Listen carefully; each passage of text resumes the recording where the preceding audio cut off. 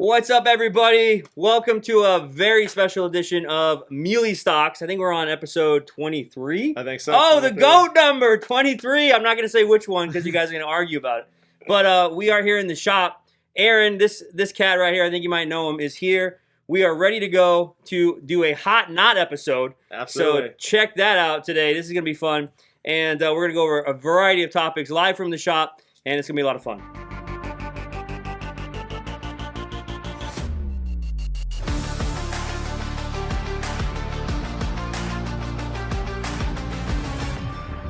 All right, Aaron, so we have this hot knot thing that you're talking about. I know I'm a little bit older now, so I'm going to try my best to be, I don't know, somewhat filled with swag for you. And okay. Whatever you got to do. Whatever we got to do. So let's go. We'll start out. I guess people put responses on Instagram, right? Yeah, I put up a question block on Instagram. People submit questions for hot knot or debate topics, things that are potentially long-lasting in the industry or things that might fade away, and our takes on and why we think that. All right, so the first one up, and I'm going to let Aaron take this first, and then I'm going to come back because I got, is Marvel cards. Yeah, Jameel's got a lot to say about this, I know. I personally love Marvel movies and love the characters. I love comic books. I think that the cards can definitely stick around. Do I have an opinion on, if you should sink a bunch of money into it? I think it just depends on if you read the market and see, what's going up, what's getting the most attention. Sometimes the thing that gets the most attention isn't necessarily the set that people want to chase, especially with something new. I know sometimes, in soccer, let's say 2014 Prizm, which we'll talk about later, gets so much demand at one time, it's actually one of the worst investments in that industry versus a set that's not as tapped into at the time, but it's not getting talked about. So, in my opinion, I think you should do a lot of research if you want to get into that stuff.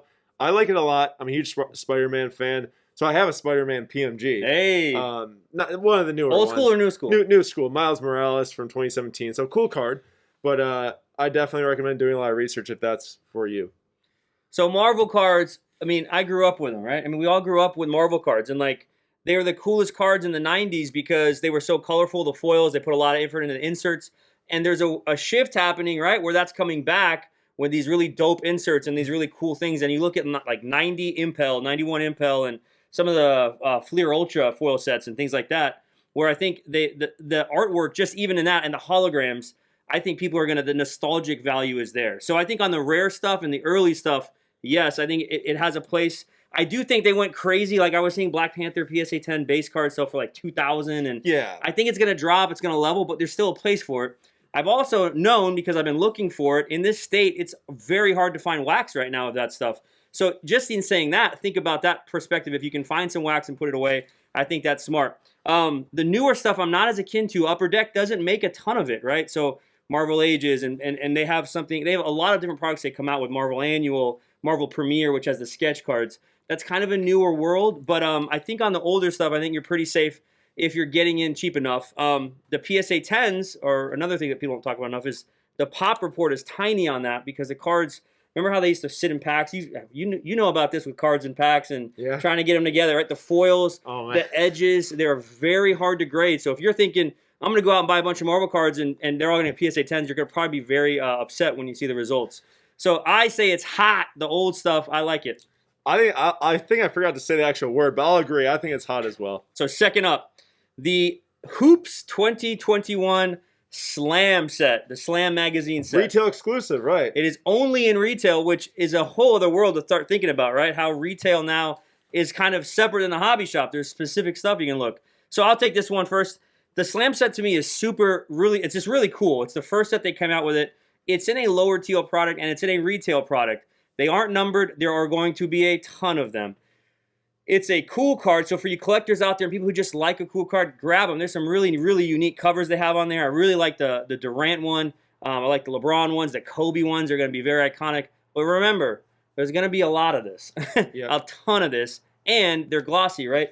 I haven't had a ton of. I think they're glossy. I think they're going to grade really well too. Yeah. So I could see the population on the high end being super high. So for me, on the short term, it's hot. On the long term, it's a not. For me, I think it's hot right now as a card.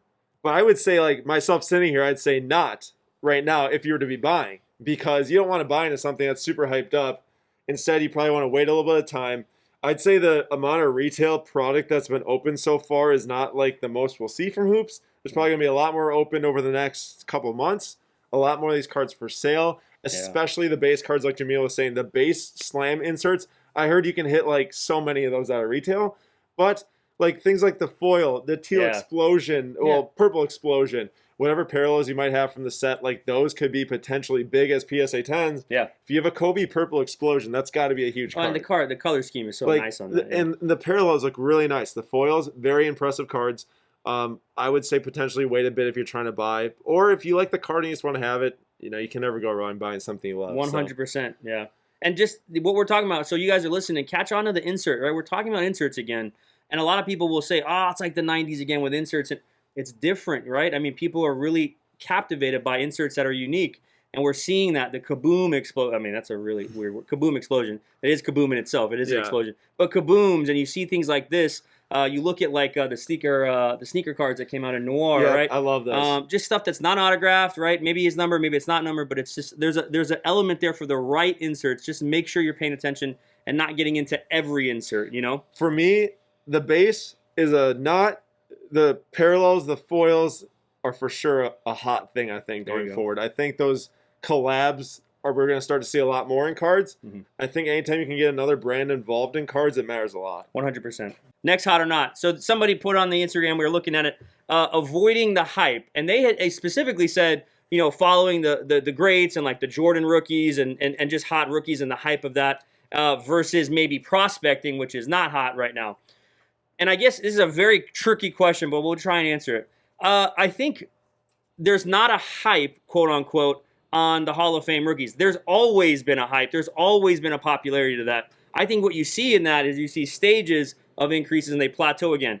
Or, for instance, like a Jordan rookie right now, very crazy. Once we had the Heritage sales, 750, then they drop down, right? They're leveling off again. Will they go even farther? But they're very volatile, but that doesn't mean that the card is not hyped. I think what you're missing is just people get excited about the card, they invest in the card, and then that kind of goes away for a little bit. I think you're always going to be okay with the true rookie cards, especially higher grade. I think so too. And if you look at like a lot of these trends on these rookie cards, it's like Jameel said, up, down a bit, up a lot, down a bit. Like it's just kind of constantly like that, like the stock market over time. If you look at a graph, and I would say hot is for sure Jordan, Kobe, LeBron long term. Yeah. At the moment though, I am a little hot on the prospecting side of things. Sure. And I'm not saying that you're going to make a bunch of money buying Tatum, Luka, Giannis, Trae Young, whoever it is. But I think that there's some opportunity now that people didn't have 3 months ago. That's how I look at it. Oh, yeah, especially in basketball. So we'll see. And it all has to do with how does the second half of the season go, the playoffs, the finals. I saw the finals is ending a week before the National this year. Yeah. So people are for sure going to be crazy. Loading up on cards, selling cards. Like it's going to be... Hopefully a week before the National. Hopefully. And I'm just going to say this is not related to this. I think the hottest period of 2021 is end of July into August going into the National. Sure. I really feel that way. It's going to be crazy. I think so for sure. And I guess that we could follow that into the next hot or not, which is 2014 Prizm Soccer, right? So talking about soccer, the hot or not on that, I'm a big hot 2014 Prizm because it went down quite a bit from where it peaked. Yeah. But here we go. We're going to enter into the soccer circuit again with the Euros this year and then next year being the World Cup. We've never seen this before where it's been back-to-back. So products, whether they're Euro-specific or products of players that are Euro-specific, I think are going to be incredible. In that 2014 Prizm set, you have a lot of guys in that, including guys named Ronaldo. So there's guys who will be playing in a meaningful tournament very soon. And then we're going to have the World Cup the next year. So 2014 Prizm for me is the staple soccer. It's a worldwide brand. Hot, hot, hot, hot. I think you can't go wrong with it, especially right now. If you got into it at the peak and you've lost, I wouldn't sell. I would hold it for a little bit longer. I think you'll be all right. To me, the thing about 2014 Prizm Soccer is I feel like that when it went up so high in value, it was one of the most undergraded sets of all time. Like a pop of 100 of Messi or Ronaldo PSA 10, clearly there were thousands of the base printed. It was going to go up. Right. So we saw this point to where the pop is like this, and then it goes like this, and then it kind of flans out. Mm-hmm. Because all the people that bought these things to grade because they got 10 cards, they already graded them now. And yes, the pop's going to increase a bit from here, but now it hit this kind of plateau. So this is where the supply isn't like going from PSA Pop going like this, all of those going to eBay. Yeah. Now it's kind of pulling back a bit the supply on the market, and you Yeah. see Ronaldo PSA 10s go from $400 or $500 up to $1,200 now for a base. Yeah. Because there's just not that many out there anymore. Yeah. And in the grand scheme of things, 1,000 PSA 10 pop right now for a base card is small. Yeah. That's like Devin Booker. That's like Yeah. Anthony Davis. Yeah. And those are great cards. Like people love those. So Yeah. I think people started to realize that there's not as many PSA 10s out there as people thought. Yeah. I myself had a lot of these a year ago, and the surfaces were destroyed on them. The edges on the back were destroyed. Yeah, bad. Grader or breakers never even sleeved these things back in the day. So like that's true. seriously, like Yeah. it's a tough set to grade. So I agree, hot on that, no doubt. Something else you guys should be hot on is learn your cards, people. Stop going and thinking every card you buy is a 10. Cards that you buy out of 14 Prizm Raw are usually 9 at best. They're so poor. I mean, you have to learn these sets, and you got to learn. Talk about Marvel earlier. Please, anybody who learns and educates themselves on cards is hot. Follow people like Aaron and Nate and Sam and Jameel. I mean, okay, that's all right. Follow these people because we're talking about, I think, educating you. I mean, there's so many people that tell me how thankful they are. And I know Aaron says the same thing. It's hot when you're learning and educating yourself on this stuff versus just reacting and following hype and trends. Please educate yourself. You gotta block the noise when you can. It's going to help you a lot. And I'll say this just because Aaron's here, but there's a lot of people, I'll just use very generality, but I think there's a lot of loud voices sometimes, and you can be swayed by that. Please just make the decisions for yourself, educate yourself, and really think about what you're buying out there. You can lose a lot of money in cards as well, and we're seeing it, from a lot of people. So I hate seeing that when they do that. All right. Next one, hot or not. Mosaic Genesis was on the Instagram. So, you want to go? I'll go first. I'm going to say not on Mosaic Genesis. I am not a Genesis guy. I'm a genocide guy. I'm not, if you want to say in plural. I think with the amount of retail that was put out for non-numbered cards, if you go and look at like NBA debuts or NFL debut Genesis, there's a ton of those cards out there. That's true. They grade really well. So 10s, I think, in general, are just going to be plentiful. I'm not a genocide guy. But in saying that, you can prove me wrong because it's the first year they ever made Genesis. So if that becomes a thing for the next 5 years, people are going to go back to this. So in the short term, definitely not. So I'm a not if you compare it to like a Blue Av 99 from the hobby set. Mm-hmm. I'm a not if you look at it that way. If you look at it as like what that card meant to retail basketball is huge though. Because in the past, you open retail basketball, unless you're opening Prizm, where you can get like, green posters out. Maybe, 20, in a blue moon. Right. A green poster out 25 from a blaster, a purple out 35 and whatnot. This is like one of the first like real retail chase cards I feel. Like they actually gave people a chance to be like, oh my gosh, I just hit a big card out of retail. Yeah. For myself, that makes it important. I'm hot on Genesis for Mosaic, given it's not an NBA debut or an NFL debut. Yeah. And given it's a big player. Yeah. So I like it in certain circumstances. I'm not as hot on it as serial numbered cards. Sure. But I do like it. They're cool looking cards too. I mean, don't get me wrong, they've been a great design with that. It's a hot design, I'll say for sure. Okay, I'm going to say it. You guys might not like my response, but Project 70. Oh, I'm dropping stuff. Not. Project 70, Topps Project 70 just dropped. Very much like Topps Project 2020. Another way to get artists involved to collab on cards with Topps, which I think is hot. Yeah. I think bringing in artists to make cards is hot. I think investing in those cards and buying up the print runs to try to flip them is not. But I will say the foil cards numbered out of 70 for these sets look fantastic. Beautiful. So first time that they did foil board cards on these, and they're randomly inserted, I believe, into the print runs, which is awesome. But if you have got like a 9,000 print run card and you buy 100 of them, you're still probably not going to get one. You're going to have your eBay buy it now listing for $10. It's going to be riding for about 6 months, buddy. Exactly. So be smart with that product, but they are cool looking. They definitely are cool looking. I'm a not on it from the standpoint of like buying these a flip, but I'm hot on it for like the theory of collabing with artists. I think it's awesome. Last one I think we have time for because we're already at that 15. You know, Mealy Stocks always runs late, and poor Aaron's editing that stuff. So digital blockchain cards. I'll just say this. I'm lukewarm on it. And I know that's kind of a cop-out. I just don't know. I think it's such a hard thing for people who are, top shotting, or if they're in Panini blockchain cards right now. I was making a joke to Aaron. I was like, maybe I should just go start buying all the redemption and blockchains because the way everything's moving. There's a hype around it right now. I'd like to see it kind of in the open market for about 6 months to see how this kind of stuff works. It was NFTs, or non-fungible tokens. Yeah, you know what I mean? Like all these things, we have to be careful with it because I've seen these trends before. people lose a lot of money.